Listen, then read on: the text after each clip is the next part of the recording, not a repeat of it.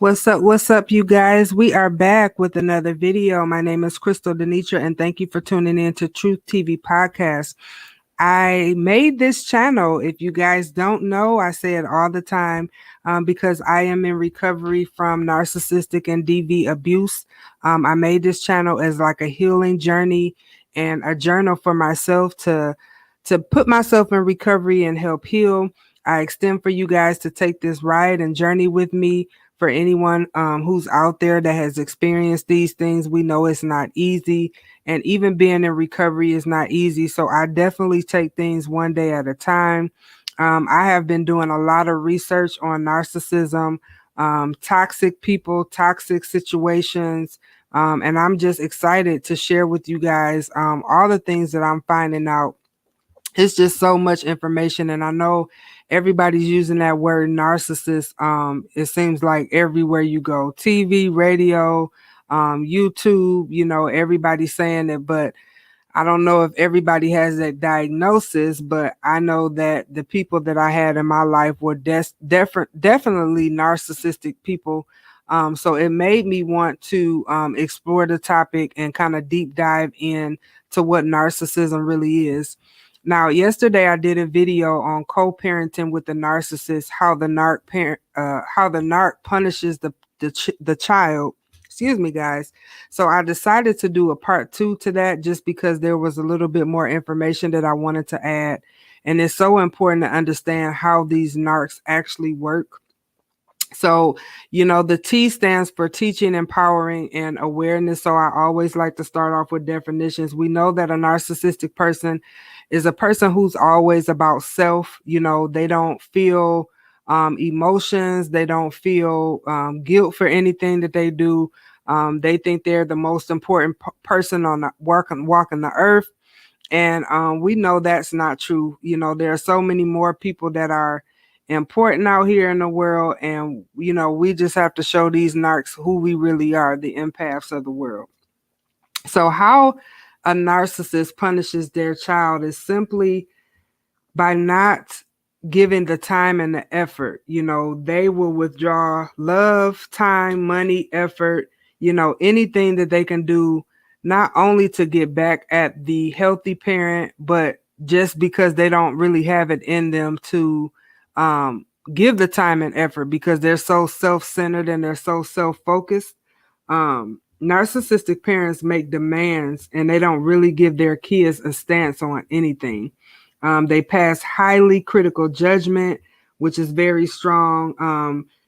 Like I said, they don't give their children a chance to give their side of things. It's kind of like it's my way or the highway times 10. And they always want to act different in public than they do versus at home. So the child may see mom or dad act one way out in public, just trying to be nice, just trying to win people over, but at home they're a totally different person.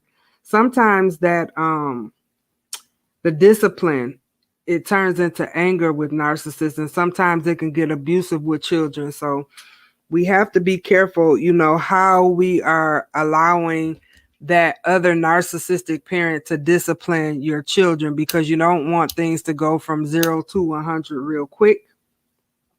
Like I said, kids can't have their own distinctive, persona. They have to go with whatever the narcissist says. So they can't be their own little human self. They're kind of molded into a person, you know what I'm saying? Because the narcissist doesn't ever want to get embarrassed, especially if you guys are out in public with the kids. They don't ever want to feel like, well, my child can't be doing this, and I don't want to be embarrassed.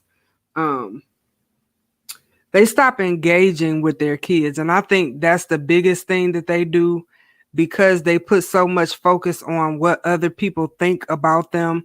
They will totally neglect their kids and, just not engage with them. They can be in the same room with them, but, the child may feel that they're not even there, because the narcissist is always doing something else. They always have their attention on something else.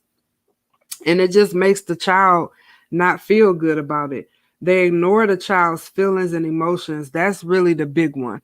Narcissistic parents don't ever want anything to be wrong with their child.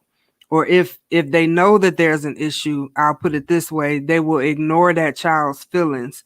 So it's up to the healthy parent to kind of come in and reassure that child. Children from a narcissistic or a toxic family need a lot of reassurance, because sometimes they can grow up like, things are their fault. They don't understand why mommy or daddy doesn't love me type thing. So reassuring the child is very important just so they can get a sense of hope.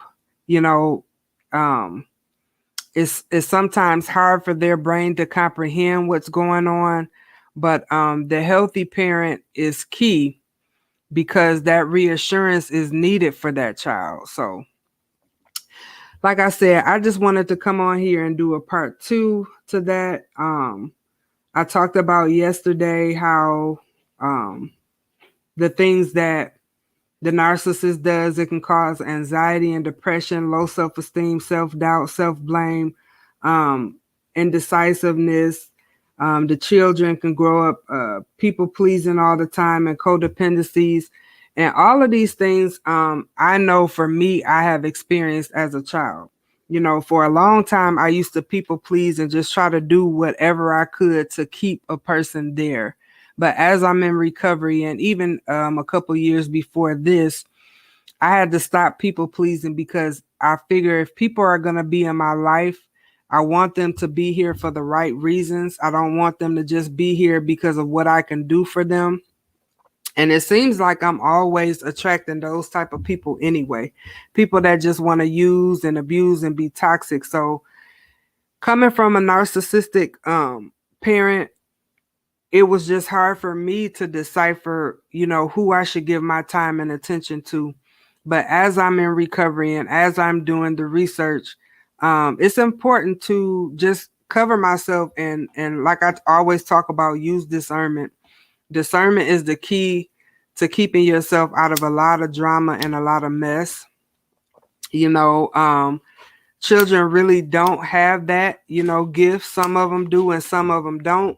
Everybody has some type of intuition, but you really have to be an adult status to, gain the spirit of discernment. So like I said, I talk about it all the time on this channel. It's very important to use that. For the healthy parents that's out there and you're co-parenting with a narcissist, there's something called the gray rock rule. Have you ever seen just like a little rock, a gray rock in your backyard? You pick it up, you look at it, it's nothing really interesting about it. That's kind of how you have to communicate with the narcissistic parent during co-parenting. You have to just turn like a gray rock, Don't communicate when it's not necessary. Don't reach out when it's not necessary. Just kind of go cold. And what would be the other suggestion? Just having things in place where you don't have to communicate. Sometimes that narcissistic parent, and I've experienced this with my children, where they use the children to communicate, because he doesn't want to communicate with me.